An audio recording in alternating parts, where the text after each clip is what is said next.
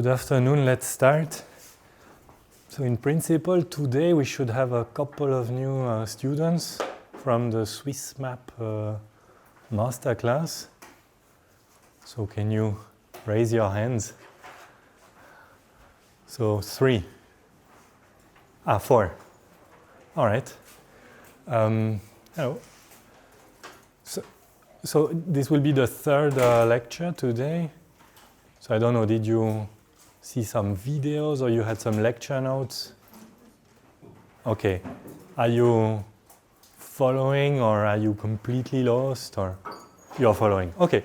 I mean, just come at the break, okay, and we discuss because you have a bit of a specific situation. And for the rest of the people, any questions, comments? No? Okay, good. All right, so today we will continue and finish what is called Lecture 2 in the notes. And we'll mostly discuss entanglement.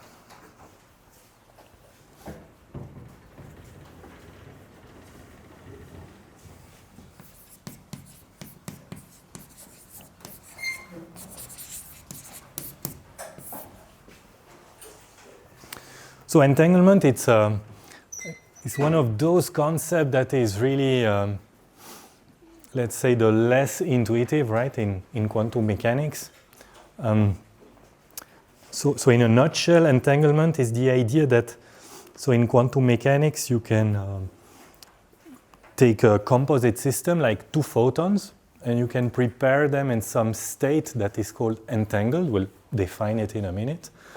And so loosely speaking, the idea is that, so according to quantum mechanics, this is one single object, so these 2 photons. However, because they are 2 separate particles, you can separate them in space, right? Put them at an arbitrary distance. But yet, quantum mechanics tells us that this is only one physical object, right? So it's quite counterintuitive because it means that if you act on one of these photons, in some galaxy, right? In a sense, this has some immediate effect on the other one. Okay, so of course this is very counterintuitive. One thing I should add is that this is not an effect that you can use to signal. Okay, so there is no contradiction with relativity here. Okay, but we will make it clear, possibly in this lecture, in some of the following one, what it actually means. These sort of correlations or action at a distance. And also the story of entanglement is astonishing. So it was discovered, let's say, by Einstein and 2 other people called Podolsky and Rosen in 1935. And, Einstein had this reputation that although he also participated to elaborate quantum theory, in a sense, he always was somehow unhappy about it, right?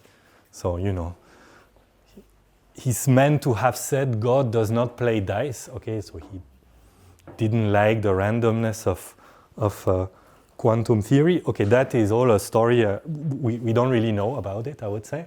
But, okay, what is clear is that he wrote this paper in 1935 called the EPR paper, where essentially the authors discovered this phenomenon, okay? And then, so, Einstein is the guy who brought back the idea of locality in physics, right?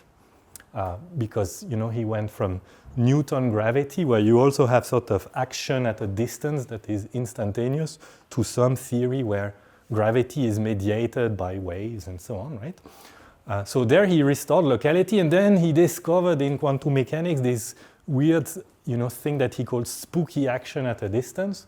And so then Einstein argued, okay, if quantum mechanics as it is now allows for this effect, there is something not quite right with it, okay?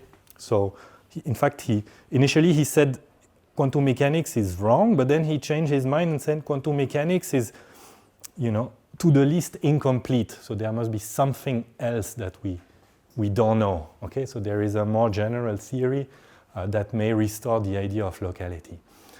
So later on we will see that this is not the case, okay? So quantum mechanics is a non-local theory, as we call it. We will also make it clear later what this means. but also to make the connection to nowadays. Of course, back to in the days of Einstein, these were only concepts, right? So no one knew how to create something like an entangled state in the lab, right? But then in the 60s and 70s, there were huge progress in optics, and so then people eventually found out how to make these entangled states. And then, experiments since then show us that this is a real phenomenon. This is something you can have in the lab. Okay, so in that sense, it's one occasion where, in a sense, the intuition of Einstein, didn't quite succeed to predict the right thing. But I mean, still, he's the one who discovered this phenomenon. So, but you see, it's interesting. So it developed from one very abstract concept that led brilliant people to say, okay, there is something not quite right with quantum mechanics, and nowadays it's something that you can prepare in every quantum optics lab in the world, and maybe one can even do it for undergraduate, TDs and so on. So it has really completely changed the status of this idea. Okay, so what we are going to do is we are going to look at system of two parties. Okay, so we are going to look at the most general pure state of bipartite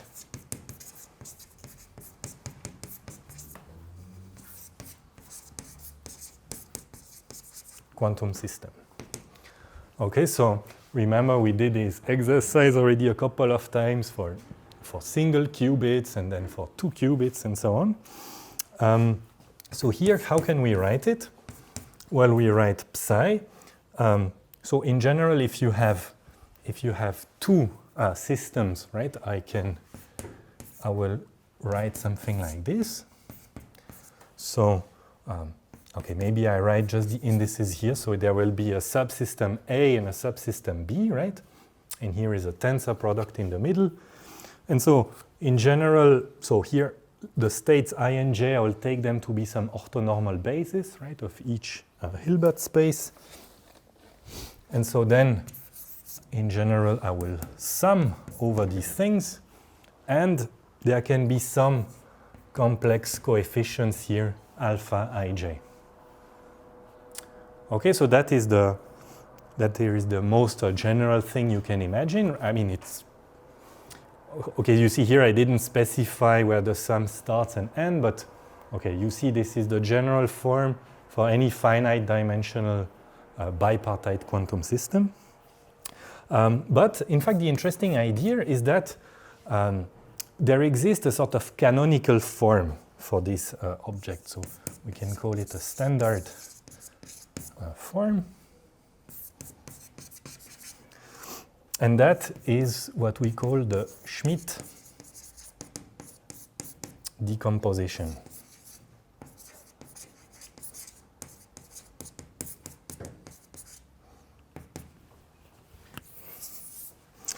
And the point is the following. So there exists always a choice of local bases. So I call them, so these are the states I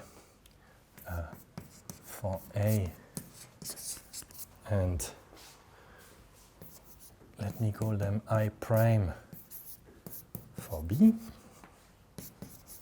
Okay, such that I can write my state in a particularly simple form, namely psi is the sum over I square root pi I prime. Okay. Okay, so first from the point of view of notation, you see from now on I will just omit all these things that are sort of clear, right? So the tensor product I no longer write, I just write something like this. And okay, the subscript A and B, it's also a bit redundant, right? So what is on the left is A and what is on the right is B. Okay, so what has changed? Well, in appearance, not so much, but in practice, lots of things changed. So here I had, lots of complex coefficients. So imagine that we have some state that is dimension d by d, right? So here you see I have d squared complex components, okay, with some relations, but still. Here I only have d components and they are all real, okay? Why did I write square root of pi? Because pi will be a probability distribution. Okay, so I can take the square root of all these values and you see before, so I had these double indices summing over everything here and independently everything there. But now the two of them, they become correlated, right? It's an I and an I prime. All right. So that is the Schmidt form. So that of course simplifies quite a bit the description. The proof, I think you do it in the tutorials. It's based on the idea of singular value decomposition of complex matrices. So CF exercises. Okay. Now, so there are a couple of nice properties that we can immediately see from this normal form, right? So is this normal form unique? Well, up to relabeling of these things it is, yes. Okay, you can order them differently, but it is, yes. So now we can look at the reduced states. Okay, so the reduced states of psi, well, they are diagonal with this choice of basis. So that is of course nice, because then if we want to calculate the von Neumann entropy of these states, then we are directly in the good basis. So the reduced states of psi are diagonal, and I can write, for instance, rho A is the sum over I, pi, I. Okay, and similarly, maybe I just write it here. So rho B is the sum over I, pi, I prime, I prime. So yeah, don't get confused with this notation I prime. Okay, the prime just means that in principle it's another basis than the one of the subsystem. Okay, so I see that the eigenvalues of rho A are the same as those of rho B, right? And in particular, also the von Neumann entropies of the reduced states are the same. Okay, so S of rho A is equal to S of rho B. Okay, so these two here, so they have the same eigenvalues.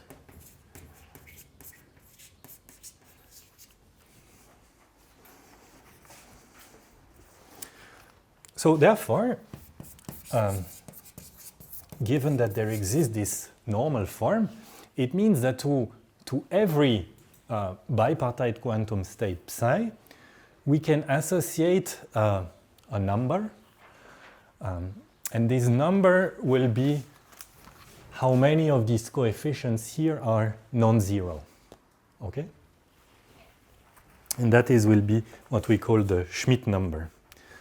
So therefore, so for all psi, one can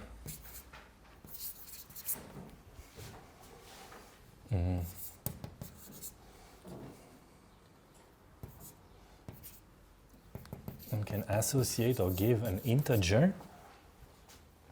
Okay, so this is the Schmidt number. And this Schmidt number is what? Well, it's, as I mentioned,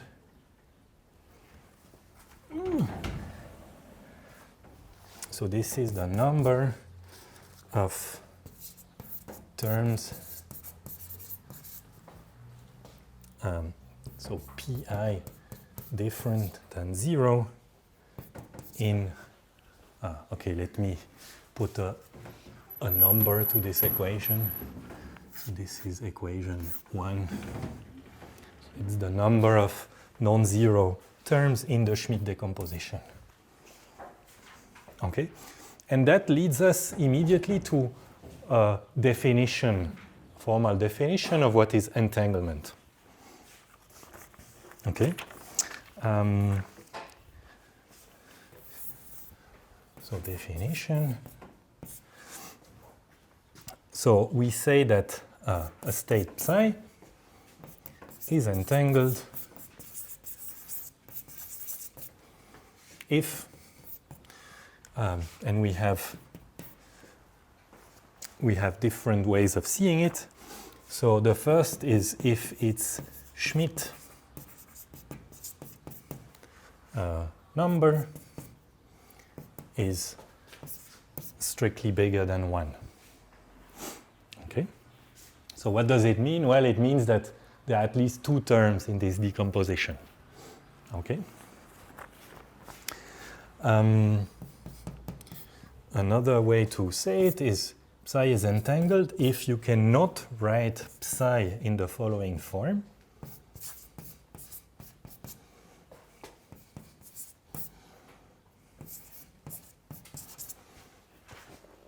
Okay, so there exists no pure states phi A living on the first Hilbert space and no state phi B living on the second Hilbert space such that you can write something like this. Okay, so here is the idea that the state psi does not factor. Okay, so it's entangled between A and B. And then another way of saying it is to say that the von Neumann entropy of the reduced states is strictly positive. Okay. So, in fact, these three they are all equivalent. So they are all equivalent. Okay.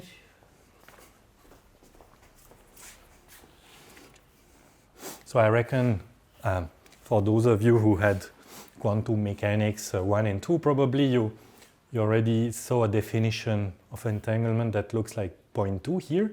The fact that your state or your wave function cannot be factorized.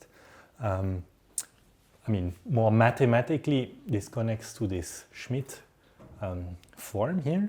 And there is also this other aspect here which has to do with entropies, okay? So of course this connects to what we saw last time.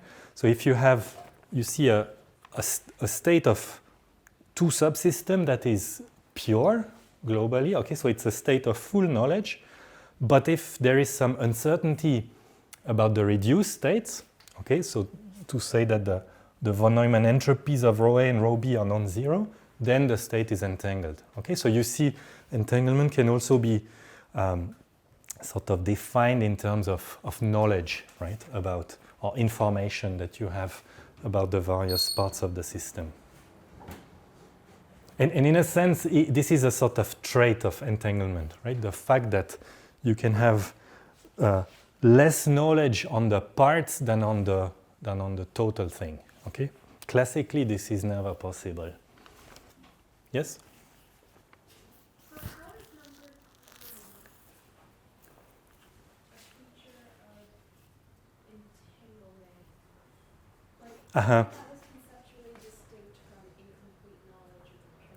Yes, good question. What is important here is that we are just talking about pure states. Okay? So here, this is the definition of entanglement for a bipartite state that is pure. But you're totally right. I mean, what you were aiming at, I guess, is that I could write a bipartite state like this. Okay? Could be a tensor product of mixed states. Sure, yes. And indeed, you're right, this would not be an entangled state. Okay? However, well, here you see that when you do that, because you combine states that are mixed, of course the total state cannot be pure, right? The total state will be mixed. And it will be at least as mixed as, each part, right? In particular here, because it's independent, the von Neumann entropy will be the sum of the two. Okay? But you see, when the state is, so if in comparison to that you have an entangled state, right? So if I draw the particles for A and B, locally it looks exactly the same like this, right? However, because of the correlations, the total entropy is 0. Okay, so you know everything that there is to know on the global thing, but when you look at the reduced states, then you have some uncertainty. Okay, but it's a good question.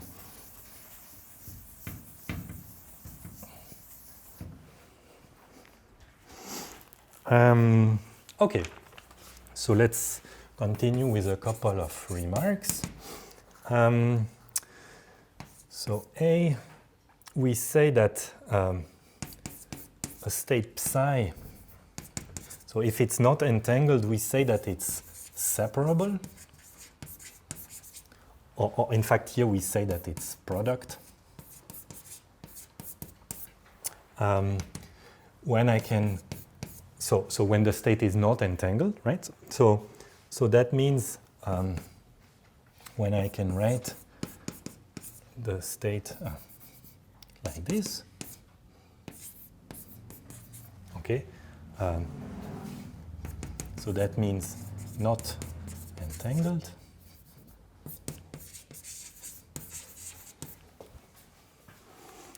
We will see later that there is, in fact, separable and product are not quite the same thing. This is when we will deal with the entanglement of mixed states. Okay, but here when we are just at the level of pure states, if a state is not entangled, then it's really just a direct product. Okay, well, not a direct product in the mathematical sense, but a tensor product. Okay. All right, and so if I have a state like this, well, of course, then the reduced state is rho A is phi, okay, and therefore here the entropy of this reduced state is 0, right? Because locally I have pure states. So then you see also how it connects to that, right?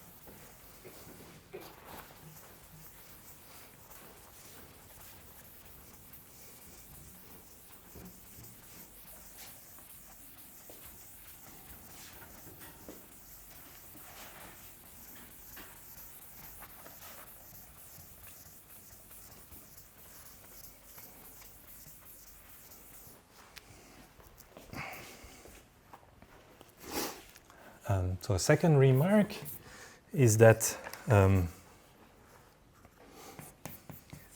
so if we have an entangled state, then we have that, so we know already that the entropy of the reduced state is non-zero, right? And we also know that the entropy of the total state is 0, right? Because it's a pure state. So it means that indeed the entropy of part of the system is bigger than the entropy of the total. Okay? And this is a trait of entanglement, or let's say a signature.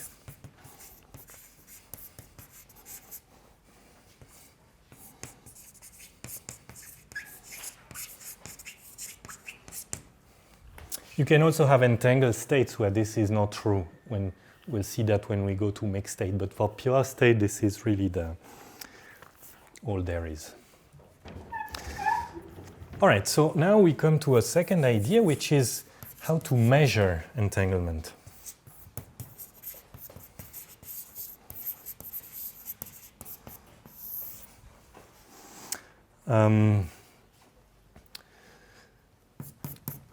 So for pure states, or let's say for pure entangled states,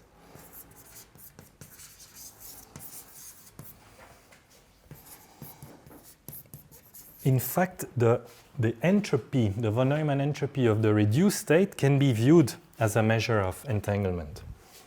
So S of rho A, which is S of rho B, okay, this gives a measure of entanglement.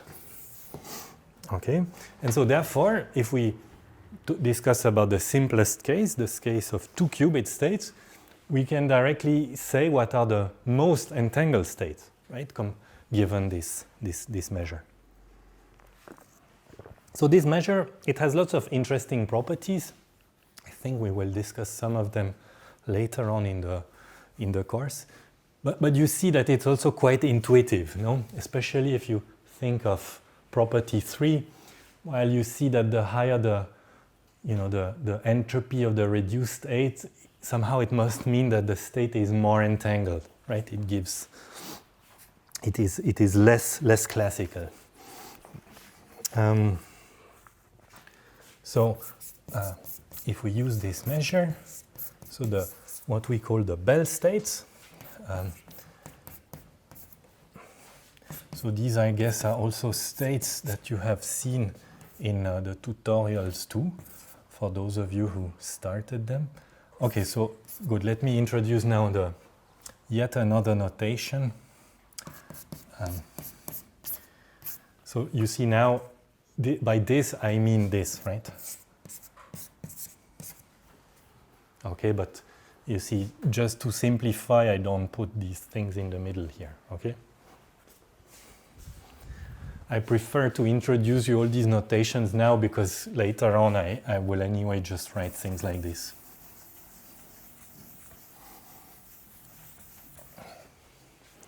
Okay, so here are two of my 4 Bell states. I write 2 more.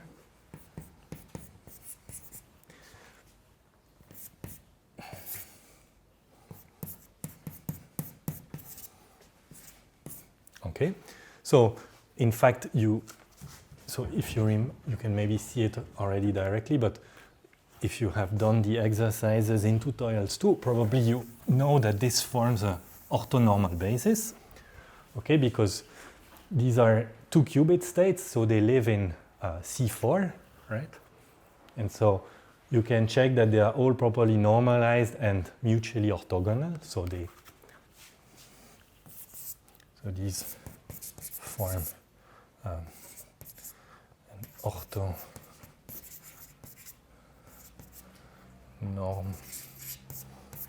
basis of C2 tensor C2, okay, and they are maximally entangled. So we call this often 2 qubit maximally entangled states, or in short, Bell states. And why are they maximally entangled? Well, this is because the entropy of the reduced state is 1.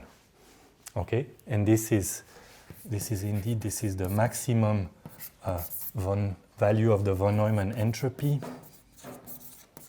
for a qubit state.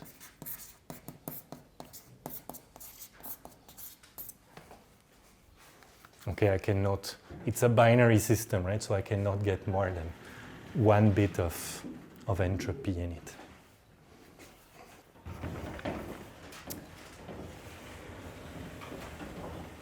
right.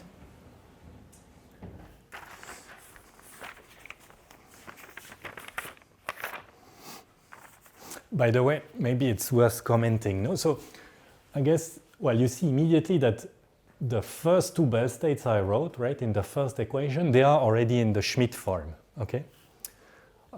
You see the second ones, they are not in the Schmidt form, strictly speaking, right? Well, except maybe for a, local flip, let's say on Bob's side. But the point is that, so, you see, each of these states has the same Schmidt form, okay? Because they are all locally, so they are equivalent under local unitaries, right? All these four. But okay, if you want to talk about a basis, then you need to take into account the right unitaries locally, okay?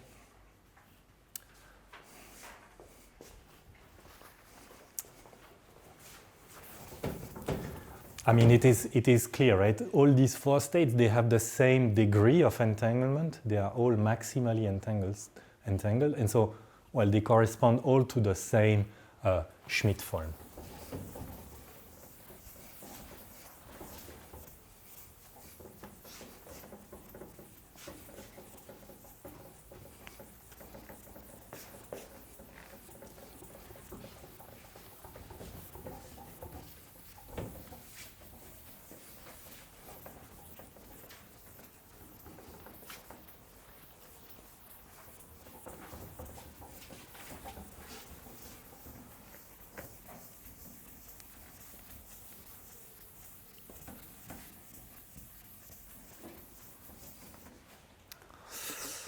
Shouldn't the entropy be something like logarithm of 2 or something?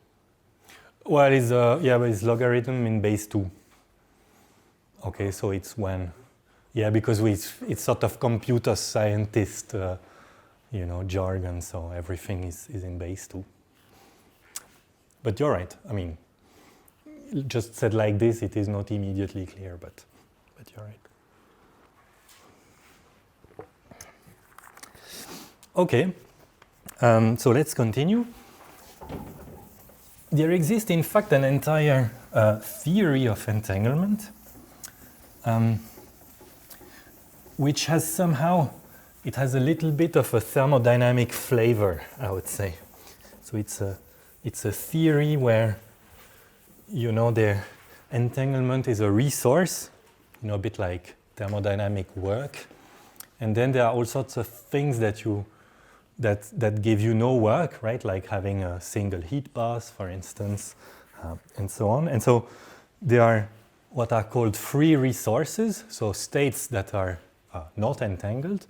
And then there is something called free operations, which is the entire class of operations that Alice and Bob can implement and that do not create or increase the entanglement, okay? So somehow entanglement is monotonous according to this free transformation. So that is an operational definition of entanglement. And this is connected to the idea of LOCC transformations. Okay, so LOCC is an awful acronym for local operations plus classical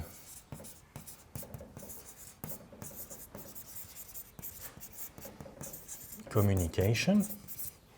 Okay, and so it is probably much clearer if you think physically. So you have A and B. Okay, and so A and B, they hold each locally their subsystems.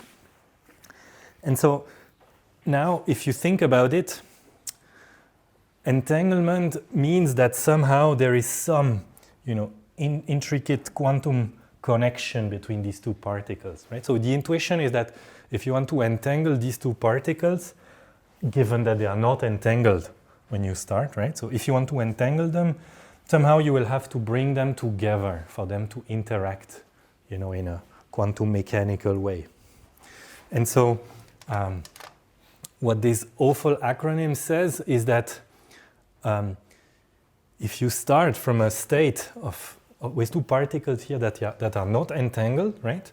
And if Alice here is doing any possible local operation, then communicating classically to Bob what is the result of her operation, then Bob does whatever he wants here again, maybe sends some communication back, and so on, right? So these are local operations and classical communications. Well, any procedure of this type can never create entanglement out of nothing, right? So you see this is the connection to some sort of thermodynamic picture. Entanglement is the property of a state between A and B that cannot be created by these free operations, okay? So imagine, I don't know, Alice does some unitary UA, then she tells Bob, and Bob does some unitary UB, and maybe he says something back to Alice, and then Alice does U prime, etc. Okay, and you know, infinite bounds and arbitrary complexity of these things is allowed, and this defines this general class of LOCC operation. And so now we have our more operational definition of entanglement, namely that entanglement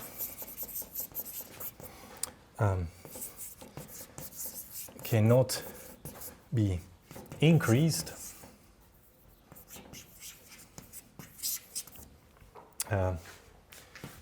by any LOCC procedure.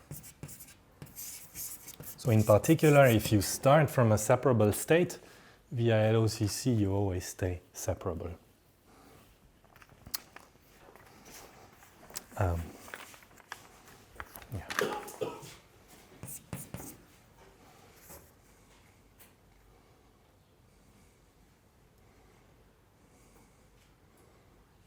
So starting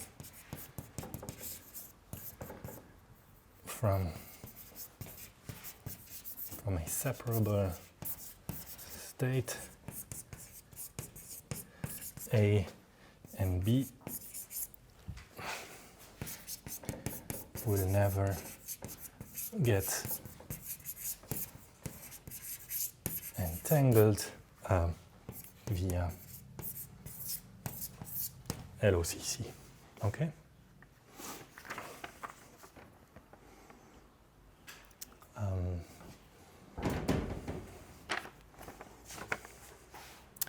All right.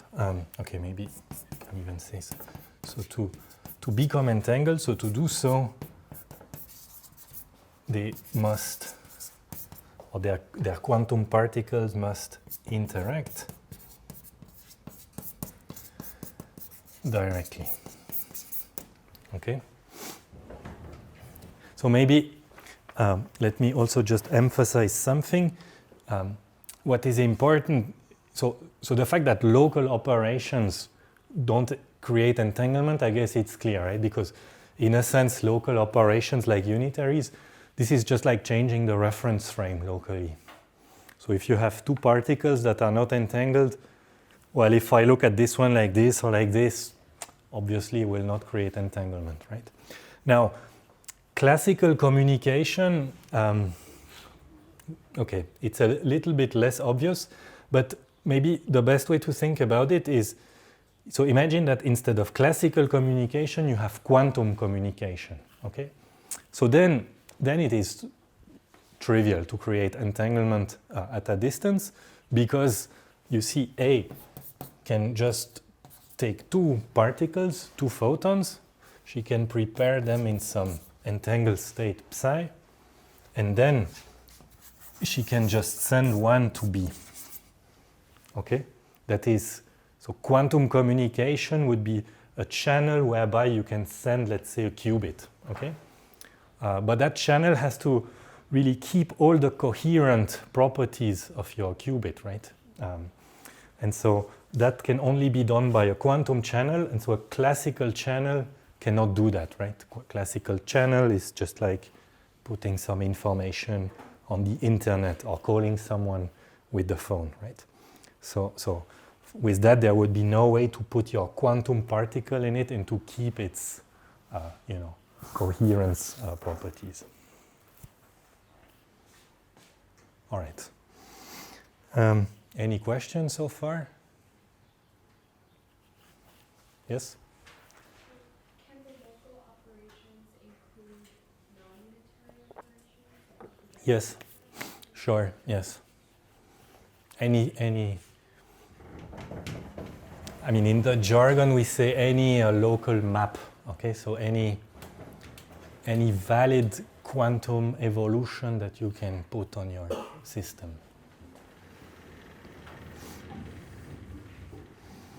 I mean, you can even take on other quantum systems here locally, right?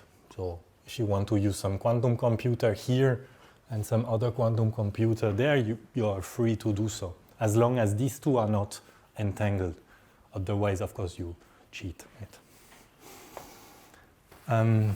Okay.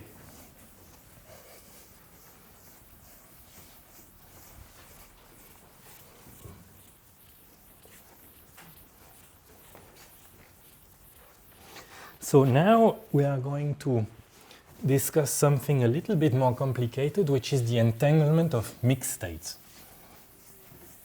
Right, so that means when the bipartite state cannot be described by a vector, right? When it's not a pure state anymore.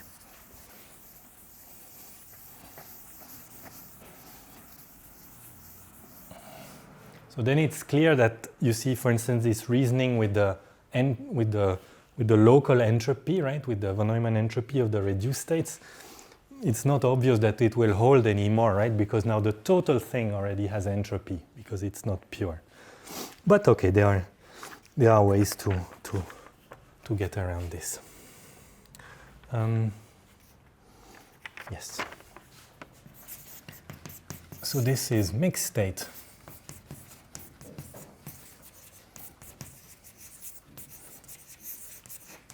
Entanglement.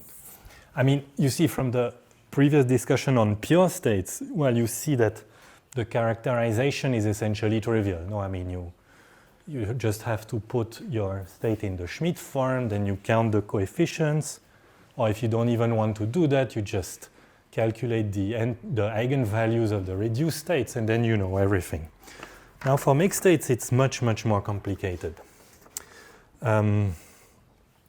So consider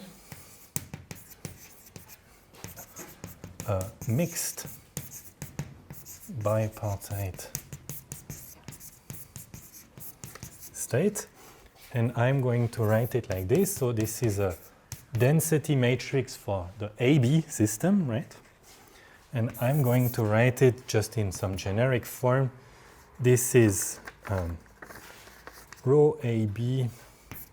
Let me write pi psi I AB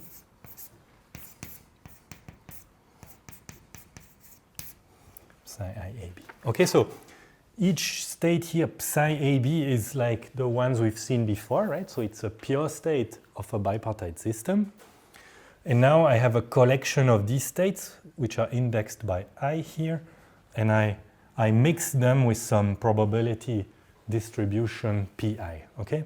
And so to do so, I remind you, you cannot just take the vector here, you have to make it a matrix, right? To make a density operator, which you can then mix classically. Right. So, well, now you see so in general, if I give you an object like this, it is not immediate to tell what the properties are, right? So for instance, let me give you see, the first intuition is that, so if I have an object like this, well, I need to look at all these states psi AB here, and I need to see if one of them at least is entangled, okay? So if none of them is entangled, okay, then arguably the total state is not entangled, right? Because I'm just mixing things which individually have no entanglement. However, it very much depends on in the basis that you choose to write your state. So in general, trying to answer the question is difficult. In fact, so maybe I should write explicitly what is the question. Okay, so here it will be easier to say, to define what is a non-entangled state. Okay, so we say that rho AB is separable, and now you will see separable no longer means product. So separables mean non-entangled, okay, if and only if it admits a decomposition which is of the following form. So if I can write rho AB as the sum, maybe I write the sum over KQK. So you see this is a different probability distribution than this one in principle. So now what I need here is to have, okay, maybe let me use again this notation. So this is a phi A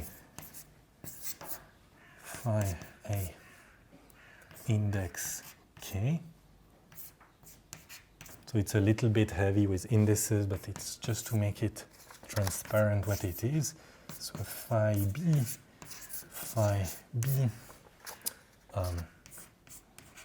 okay.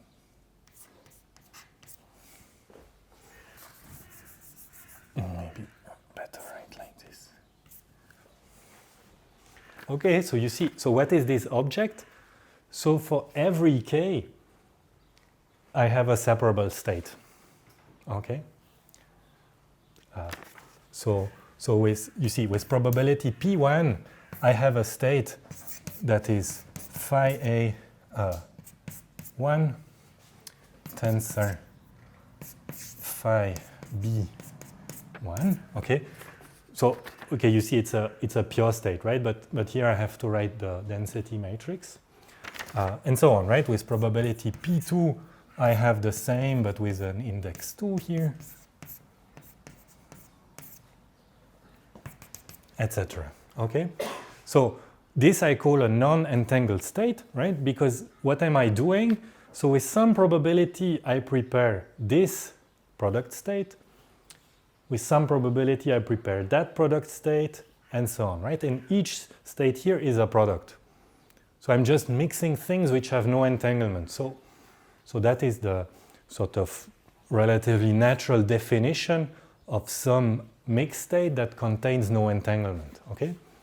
So now that means that when I have a general density matrix here that is given to me, if I have to decide if it's entangled or not, well, either I show that there exists a decomposition of this form, and then I win, right? I prove that it's a non-entangled state. But if I want to prove that it's entangled, I need to prove that there is no decomposition of this form, right? And you see that this is not a simple task in general, right? Because I have lots of degrees of freedom here. Okay, so you know, from something that was really trivial for pure state, just check for some eigenvalues. Here I have now an extremely complicated problem. Sorry. Okay. In fact, you know, one even knows that this is a hard problem because this is a problem that is not in the class P. Okay, so there is no, one can prove that there is no algorithm that decides in polynomial time if a given density matrix is separable or not. So in the terms of, you know, computer science language of hardness of problems, this is a hard problem. Okay. So it also means that here I will have no easy solution like before to, you know, to show you. In general, I mean, we can do things. There will be a couple of criterions that we will see after the break that are quite elegant to detect entanglement. But a necessary and sufficient condition, it is essentially out of question because this is really it's a very hard problem. All right, so let's do a 10-15 minutes break and then we continue. All right, so let's continue. Okay, so here is our definition of a separable bipartite quantum state. And so just to complete the definition, so if no, so in general, if you're given a density matrix, right, if you can prove that there exists no such decomposition, so if no such decomposition exists,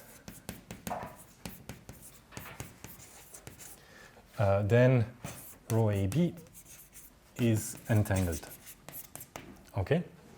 And so, yeah, my message is that, you know, this is tricky. I give you a sort of silly example, okay? Because you see, naively, of course, there is the idea that, so if I'm given a specific decomposition here of my density matrix, and if I see that one of these states here is entangled, okay, which is easy because each of these is a pure state. Well, if one of them or all of them are entangled, well, then the density matrix must be entangled, okay? But that is not right, okay? And here is a sort of silly example. So imagine the density matrix rho AB, which we would get by taking a mixture of all the 4 Bell states, okay? So if I take 1 over 4 here, and I write phi plus phi plus plus phi minus plus psi plus psi plus plus psi minus, okay? So, well, naively, I mean, I'm with probability 1 over 4, I'm preparing a maximally entangled state, right? So, of course, each of these experiments individually needs entanglement, right? I mean, this is a maximally entangled state, this one as well, this one as well, this one as well.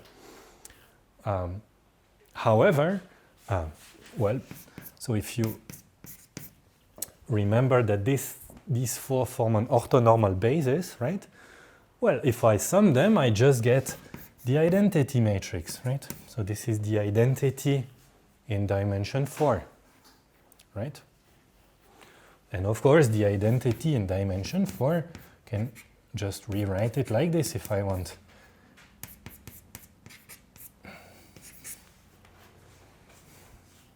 Okay. So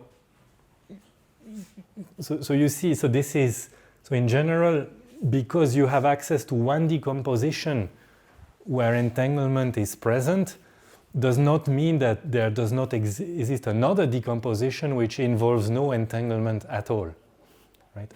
And this is a pretty clear example, right? Because we started from something that has maximal entanglement everywhere, but in fact, if you just look at the density matrix, well, here you would see immediately that this is a product, right? So it's the maximally entangled state in dimension 4, right? So this is really the state that has absolutely no structure, right? So has not even classical correlations or anything. It is really a completely unoffensive or classical state, if you want. Okay, so proving entanglement just from the density matrix is a tricky thing, okay? Because you have all this freedom about looking at all possible decomposition, of which there is an infinite number, of course. So you see, in a sense, this is a way in which you can make a connection to the problem for pure states, right? For pure states, there is only one decomposition. Because it's a pure state, there is only one way to write your density matrix. So then you just need to check that, okay? But as soon as you have really a mixed state, then you have infinitely many decompositions. And if you want to prove that your state is entangled, well, you need to go via all of them and prove that none of them is separable. All right, so now let's come to the next point, which is detecting mixed state. So mixed state entanglement. Okay, so in fact, so there is one way in which we can do it, is we can look at entropies again. So what we can prove is that rho AB is entangled if the entropy of the total is smaller than the reduced entropy. Okay?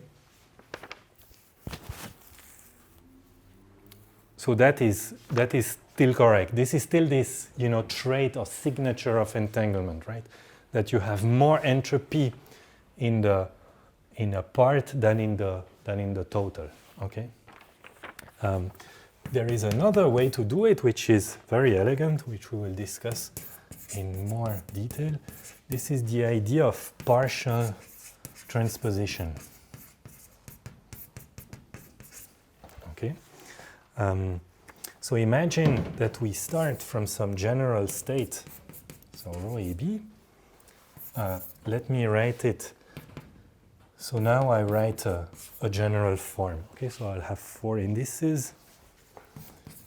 I have a PKL IJ.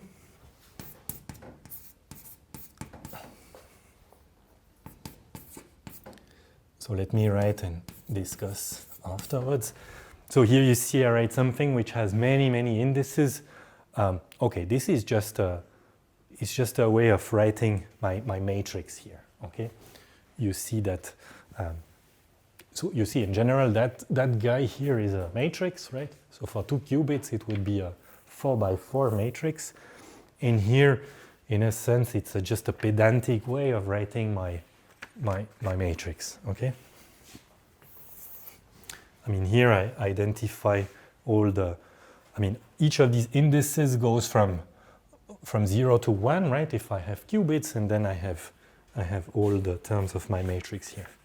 So now let me introduce some transformation. Maybe let me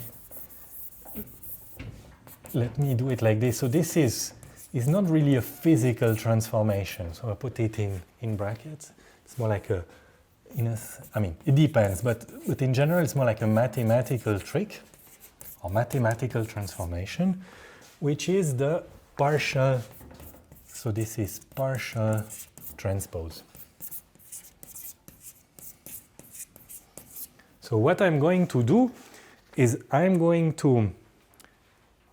So if I have a density matrix, right, I can take the transpose of the full matrix. Okay, that is just flipping lines and columns. Here I have you see, especially if I write it like this, I see clearly the A-B structure, right? And what I'm going to do is I'm going to transpose only on one side, right? That's why it's partial. So essentially I'm going to flip these two here.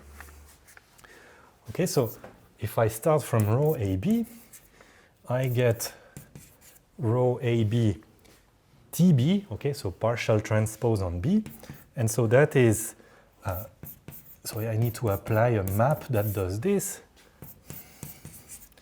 Okay, so I apply this to rho AB. And so now what I get is, I get exactly the same thing as before. So P KL IJ. So I have IJ. But now here I have L K. Okay? So I've somehow flipped lines and columns, but only for the subsystem B. Okay. And now I can already come to the claim or the statement. So if rho AB TB has a negative eigenvalue, okay, then rho AB is entangled.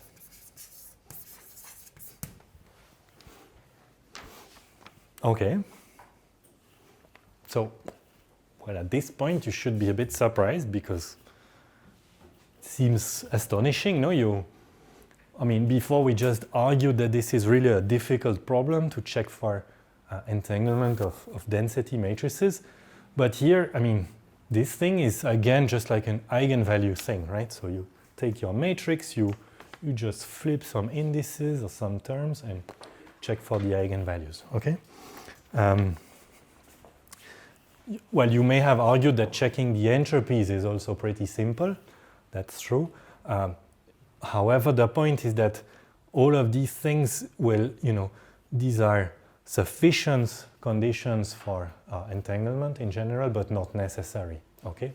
So it means that you could find states that do not satisfy either of these properties and yet are entangled, okay? So that's why it's a difficult problem in general. Yes? Yes, this sum doesn't mean already that the system is not entangled because we can. No, because here you see this is really, I can write any density matrix like this, right? This is just the decomposition of a matrix. So for instance, here I don't specify anything about these coefficients, right? So then in that I don't understand. In that decomposition, what is QK and what are phi A? Yes, so phi A and phi B are quantum states, right? So they are vectors. So it means that this thing here, so this is a valid density matrix here. So this is rho A and this is rho B. Okay, so here you see I'm combining physical objects, which are the density matrices, and so therefore my total matrix has a clear structure, right? Because it's not that I fill in the matrix element by element here, right? I put things that are physical and so that have a structure, and so that imprints a general structure on my density matrix. Okay. While here I just write a completely general mathematical form for a matrix. Okay. I'm always interested in this bipartition AB, so that's why I write it like this. But okay. So you see, for instance, if I pick some value of I and j here, let's say 0 and 1, but this is not a state, right? This is just some matrix element. So, all right. Okay, so let's do the proof of this, which is quite elegant. The proof is somehow, going the other way around. So take rho AB that is separable. Okay. So it means I can write, well, let me forget about AB. I just write rho. So this is a sum over I pi rho A I tensor rho B I. Okay. And now I will take the partial transpose. Okay, so the partial transpose is linear, right? So it's very easy for me to implement it.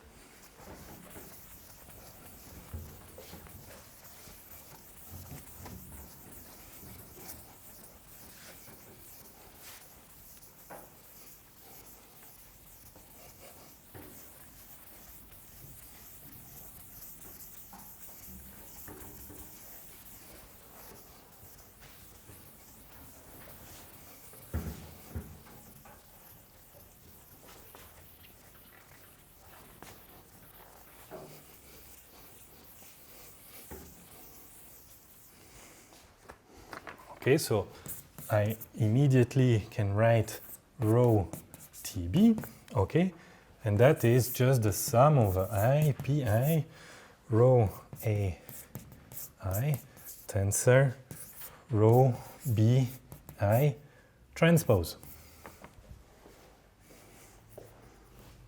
Okay. Now, well, you see, I mean, by assumption, right? So each of these objects here is a valid density matrix. So if I transpose it, I get again a density matrix, right?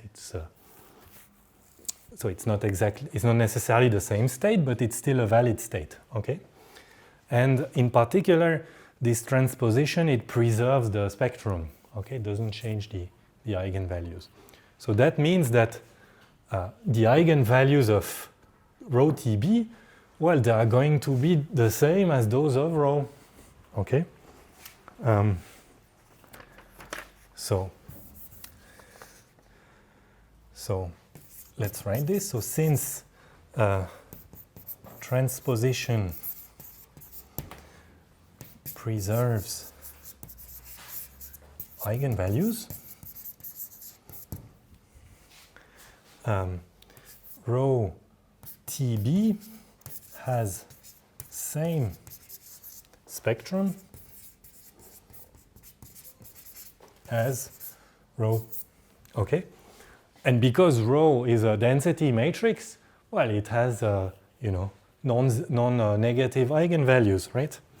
So therefore,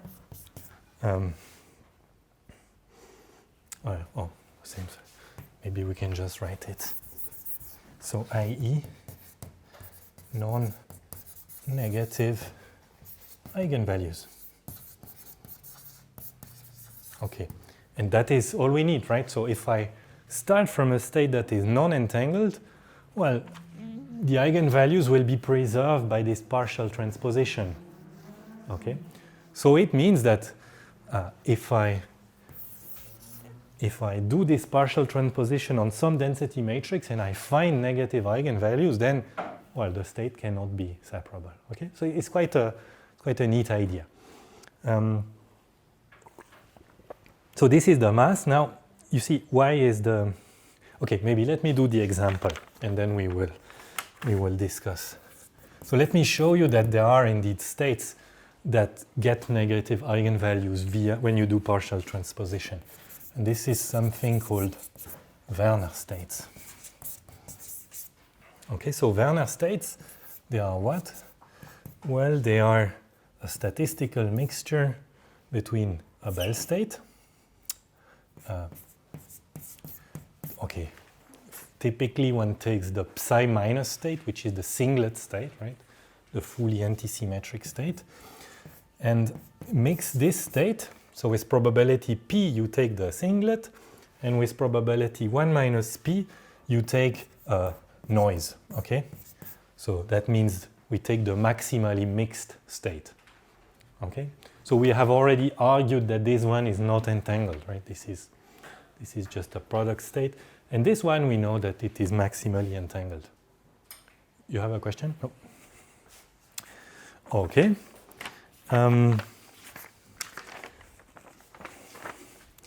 Now, this one I can actually write as a density matrix in the computational basis.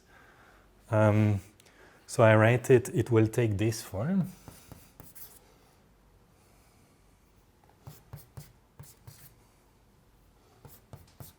So this is the diagonal, and then I have minus 2p, minus 2p. Okay, and all the rest is 0. Okay, you see, it makes sense, no? This is the 0, 0, and 1, 1 components. So these are only covered by this part here, right? This is the noise, so it covers all the diagonal uniformly. Now, this thing is a 0, 1 plus minus 1, 0. So it lives only in the middle square here, right? And okay, so, well, there are these off-diagonal terms. Okay, why don't you do it carefully? Or why don't you check it in the exercises, okay?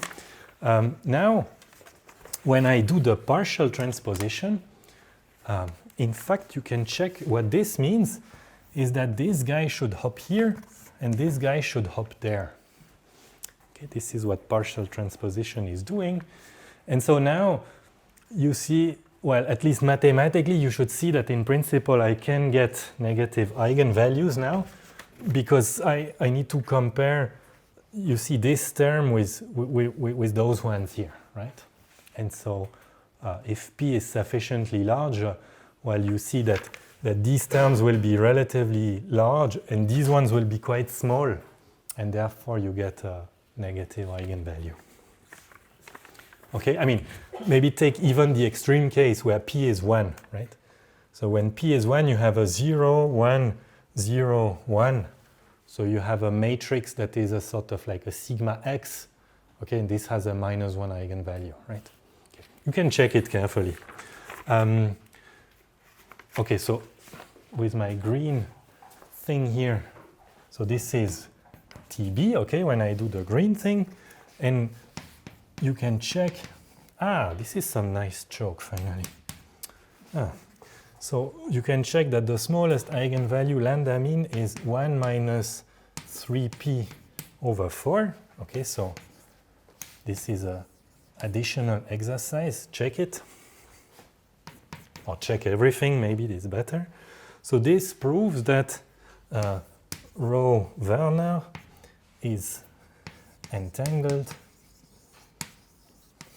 okay, for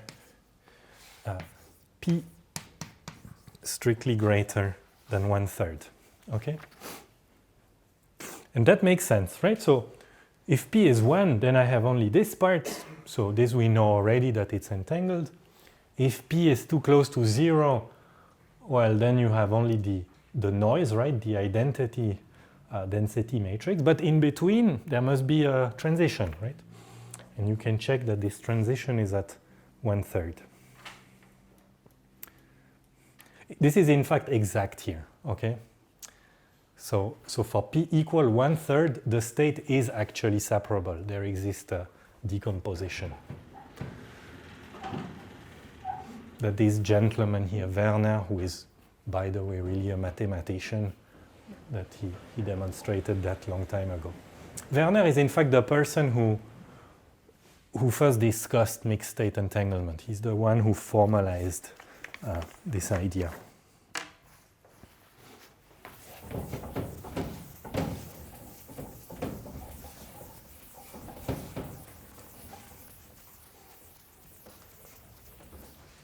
All right.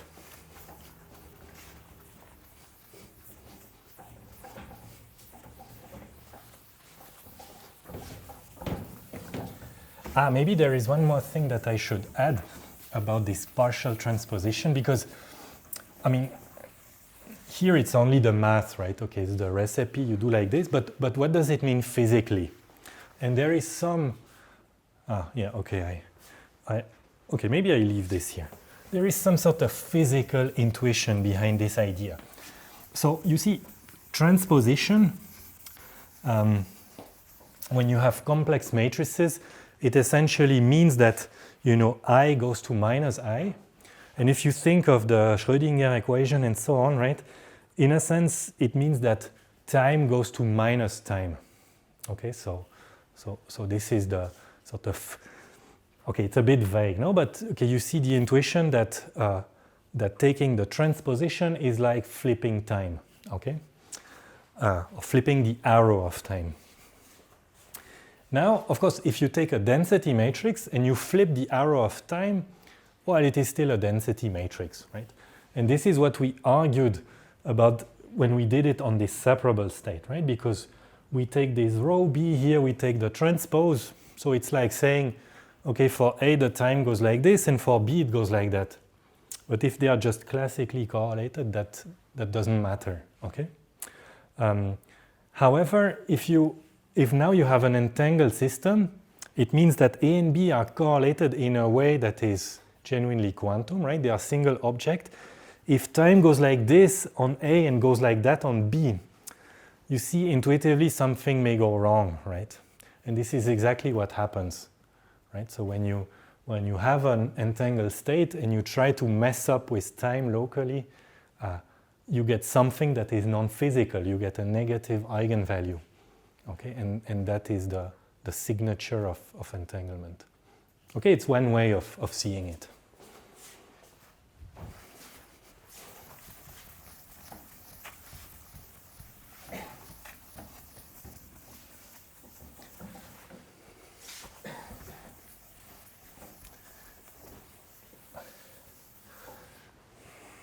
All right.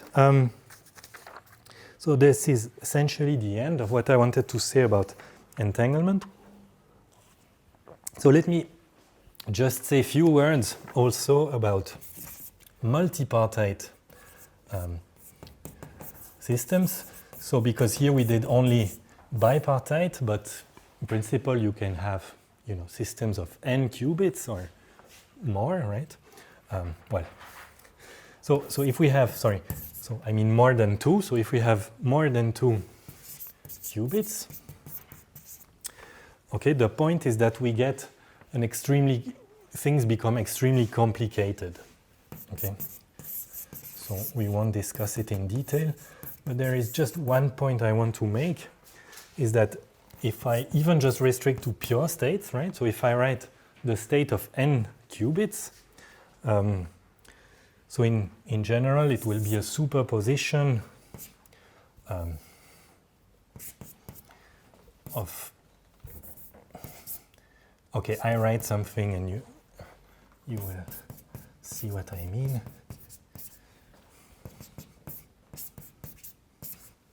Okay, so here you see I have n qubits, right? So sorry, this is an n. So each one, I mean, can take these are qubits. So let me write it in the computational basis. So each of these values can be 0, 1, right? And so I can write a sort of vector out of these components, which I write x bar. So here is some complex coefficient, and then I take the sum over it, right? So this is a sort of general form, extension of what we have seen.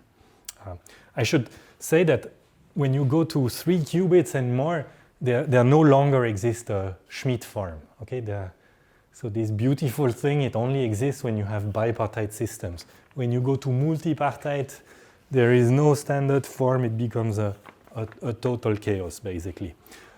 So the idea you see is that even if you write an object like this, well, what is the number of strings x I have? It's 2 to the n, right? So I have 2 to the n complex coefficients.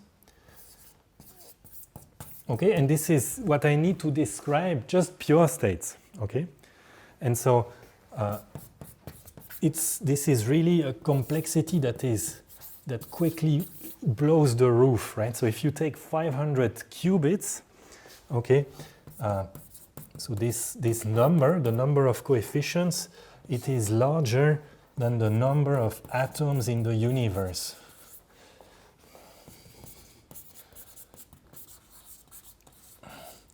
Okay, so the moral of the story is that there is no way, you know, to deal with these objects via classical simulations, right?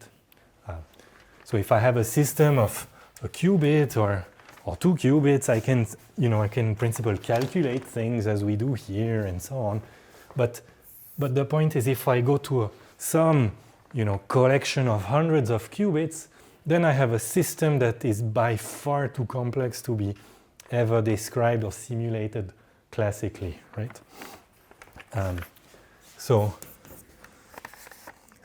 simulating this is out of question. Okay, and so therefore this already hints to the idea of of a quantum computer. Okay, because if I have a quantum system where I encode all these qubits here and I'm able to control it and to manipulate it, well, then I can of course simulate the behavior because I have a quantum system. It's like a quantum simulator. Okay, maybe I cannot solve classically all these, or characterize the properties of the state or the evolution, but if I have a simulator to make it quantum, then it's the evolution of that system that simulates everything for me. Okay, and that is essentially the initial idea of the quantum computer or the quantum simulator. And that is an idea, at least in these vague terms, that goes back to Feynman. Okay, so Feynman was the first to say that if you had a truly quantum simulator, in a sense, right? Where you can, for instance, encode some Hamiltonian and so on. Maybe then you could really solve some condensed matter problem and so on, right?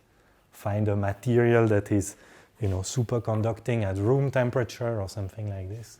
So that's why today there is really a lot of research in that to develop such a quantum computer where you can, in principle, simulate the physics of systems that are really way too complex for a classical approach. All right? Okay, so now, in the last 15 minutes, I will discuss something else, which will actually be important for our next lecture, the next lecture being quantum teleportation. But what I want to discuss with you is the so-called no cloning theorem. So, by the way, are there questions on this? No? Okay, good. Well, you can still come and discuss in the end.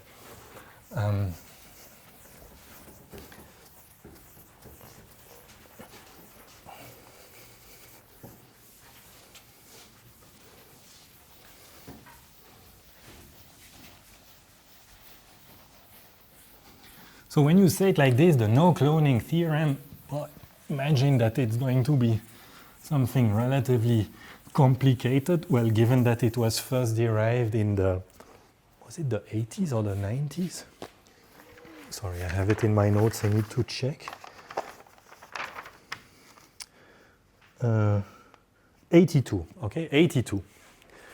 So if you think, in the 30s one had already a complete version of quantum mechanics. So if it took 50 years to derive this theorem, maybe it's somehow complicated or subtle. It's quite the opposite. It's really the most trivial thing you can imagine. The demonstration is very, very simple, but for some reason, no one discovered this before the 80s. Okay? In fact, von Neumann, he came pretty close to it, but somehow he didn't manage to formulate it in the right way. So let me start by telling you the story of this no cloning theorem, which is interesting. So it goes back to some guy called Herbert in the 80s. Don't remember his first name, but so Herbert was someone from a movement of physicists or scientists that believed that, it was in the 70s, 80s, so he believed that to get new great ideas in science, you had to use drugs. Okay, and I think it was him or one of his colleagues who wrote a book saying how LSD saved physics. Okay, well, it's a fun book, but okay. So these people essentially they gathered and tried all sorts of drugs and then saw if they had great ideas. And as you can imagine, they had no great ideas, except maybe this one, okay, which is from this guy Herbert. So he had this idea that he called flash. So I don't think I can reconstruct what the acronym means, but here is what the idea was. So take a source here, which is represented by this star. So these are two quantum particles, maybe photons, which are in some entangled state, okay?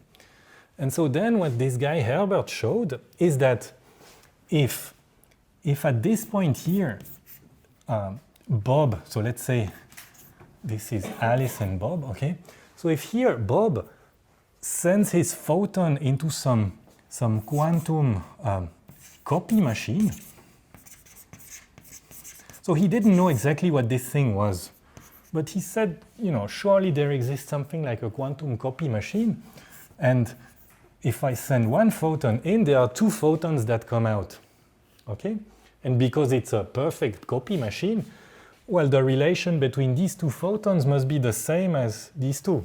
So if so the entanglement between these two is the same as the entanglement between these two, and is the same as the original entanglement, okay?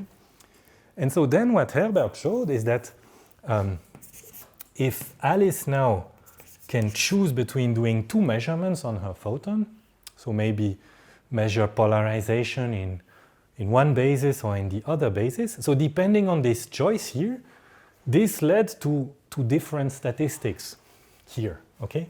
So the statistics, statistics are different for M1 and M2. Okay? And so then he thought, so I have a solution, to the communication problem. You use this, and, Alice is on Earth, Bob is on Mars or on some other galaxy. Instead of having to wait, a couple of hours for the signal to arrive, minutes or hours, then Alice chooses between measurement 1 and measurement 2, and Bob, he does the measurements exactly at the same time, and he will see a difference, okay? And so he wrote an article that he submitted to a very respected physics journal.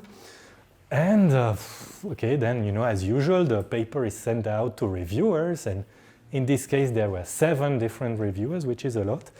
And, all of them said, no, this is impossible, okay? But of course, it's one thing to say it's impossible because it defies your intuition, but then you have to prove it and see where is the mistake. And so the legend is that a couple of these referees, they identified the mistake. Of course, the mistake is here, right?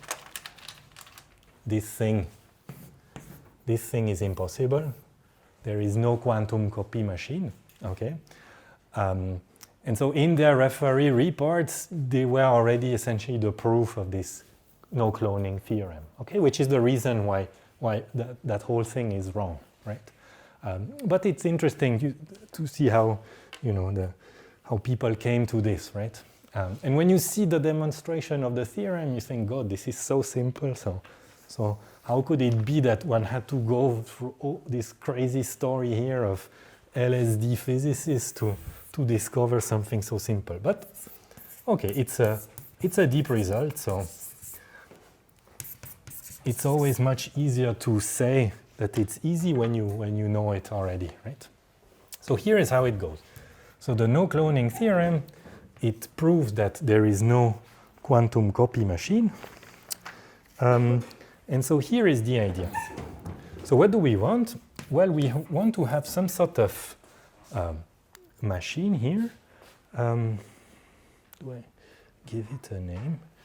No, so this will be my quantum, let's call it a cloner, okay? And so this cloner should have the following property. So I want to send in some state here. So this is a quantum state of my system, S.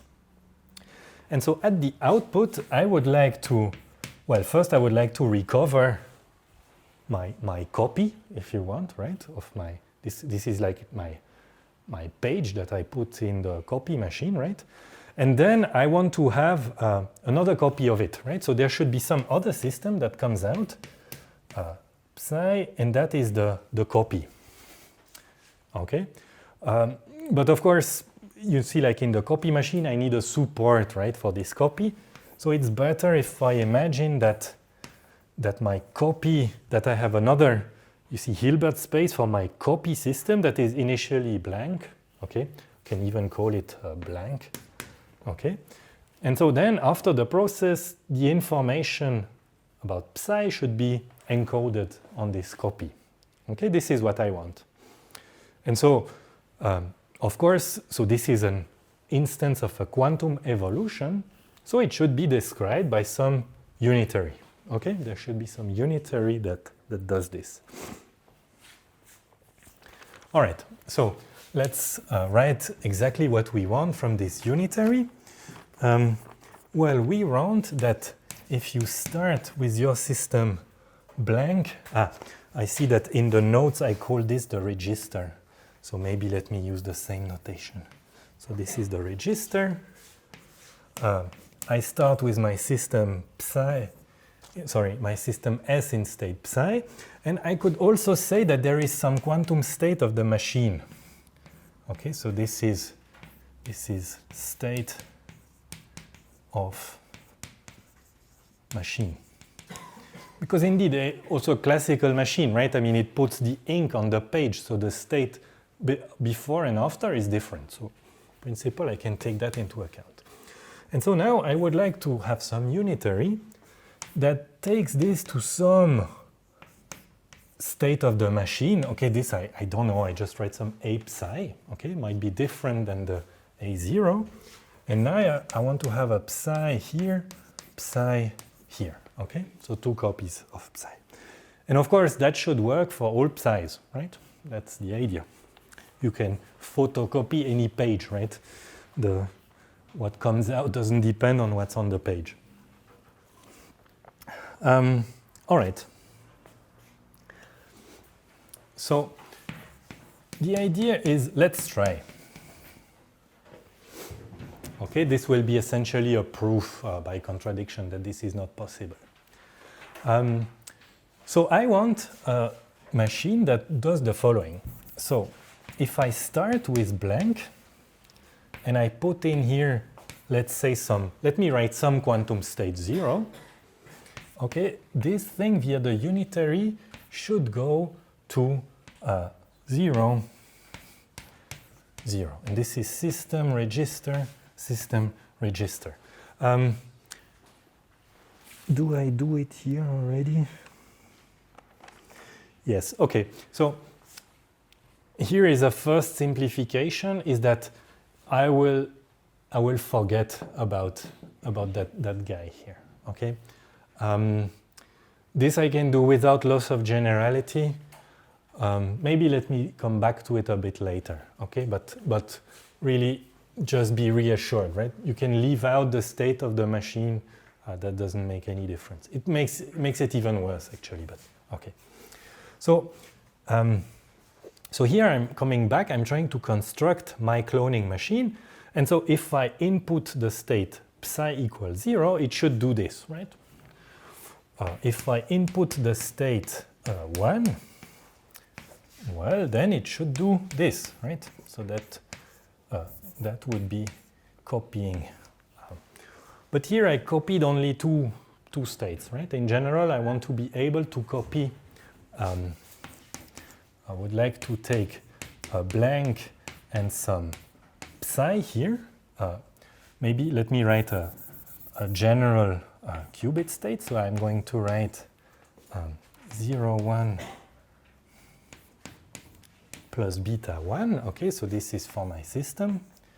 Okay, so this, I would like it. No, maybe let me make it slower. So in general, I want this go to psi r psi s, and that should be for any psi. And here you see I'm just working with a single qubit to be copied, right? And any single qubit I can write as a alpha 0 plus beta 1, where these are complex coefficients that, satisfy the usual relation. Okay, so now, because of the linearity of quantum mechanics, right, from these two equations where I just asked very basic properties for my machine, I can essentially calculate directly this, or let's say this thing here, okay? And I can see if it gives me what I want.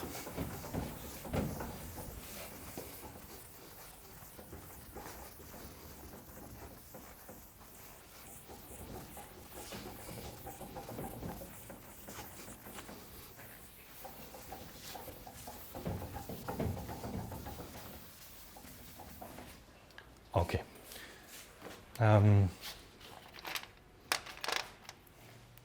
Okay, so let's do that.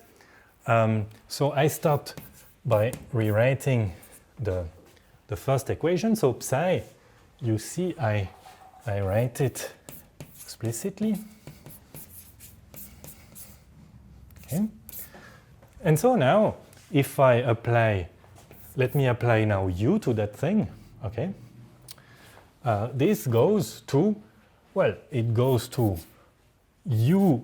Sorry, maybe let me. So I use linearity. So this is alpha u applied to blank 0 plus beta u applied to blank 1. Okay?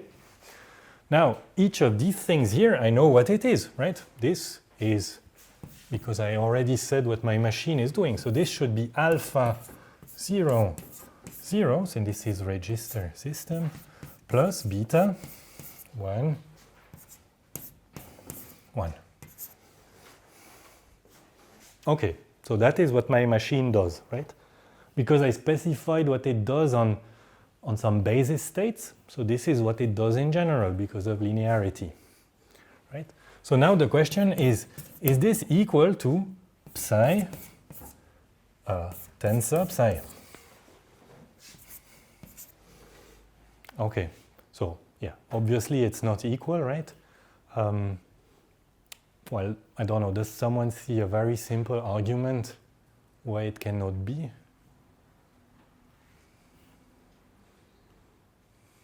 So view this as a pure state, right? And so imagine that in here I can pick an alpha and a beta that are non-zero, right? So then what would be the property of this state?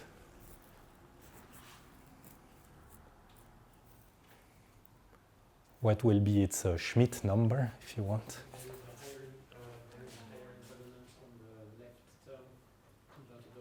Yeah, exactly, yes. So if alpha and beta are non-zero, this is an entangled state, right? Because it's in Schmidt form.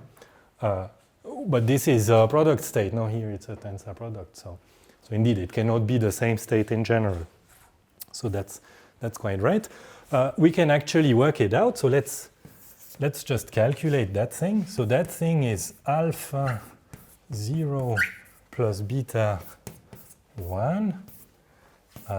Okay, tensor alpha 0 plus beta 1. Okay, whoops. Okay, so I can develop that thing. This is alpha squared 0, 0 plus alpha beta times 1, 0 plus 0, 1 plus beta squared 1, 1. Okay? It's just linearity.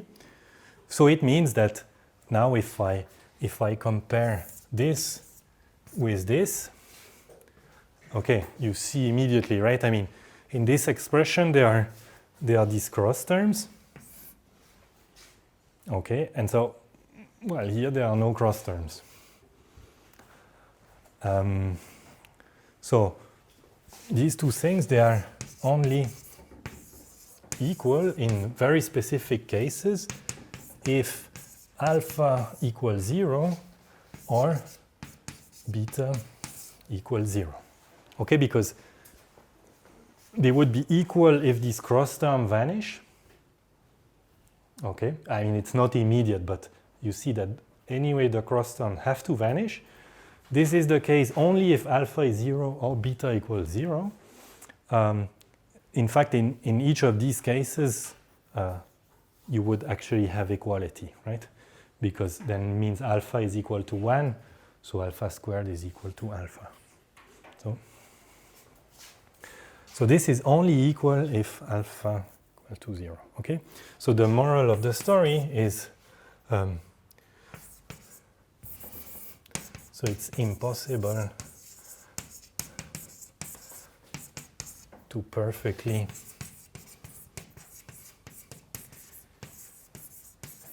copy an unknown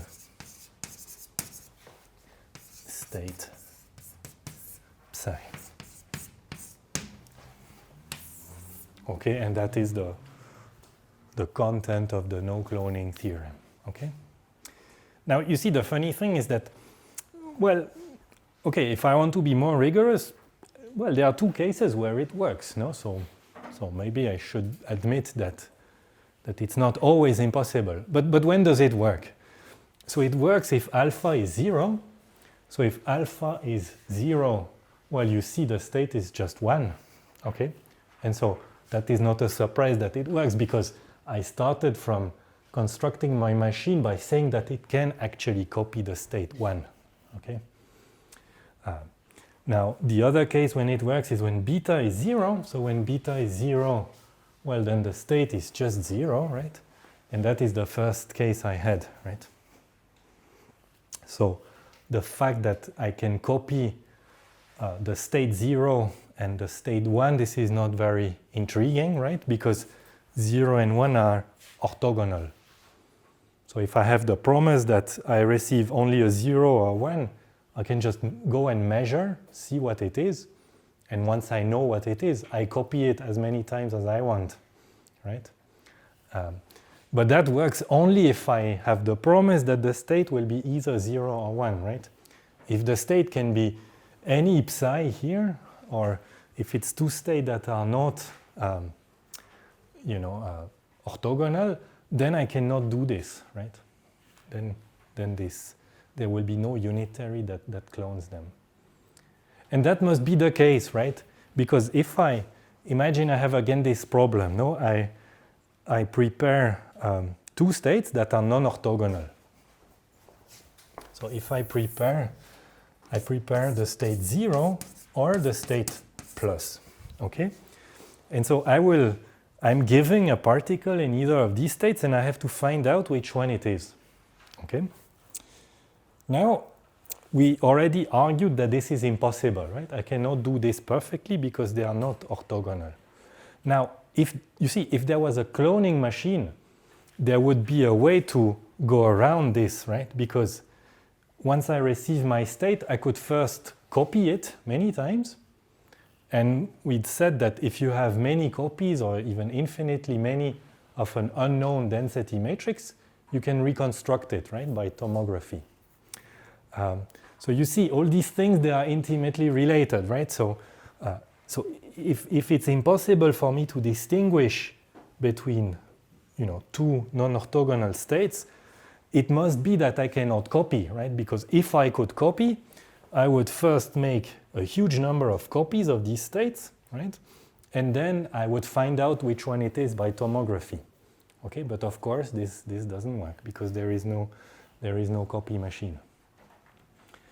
And you see even more dramatically, there can be no copy machine because otherwise quantum mechanics would not be compatible with relativity, right? So all these things, they are really related together, right?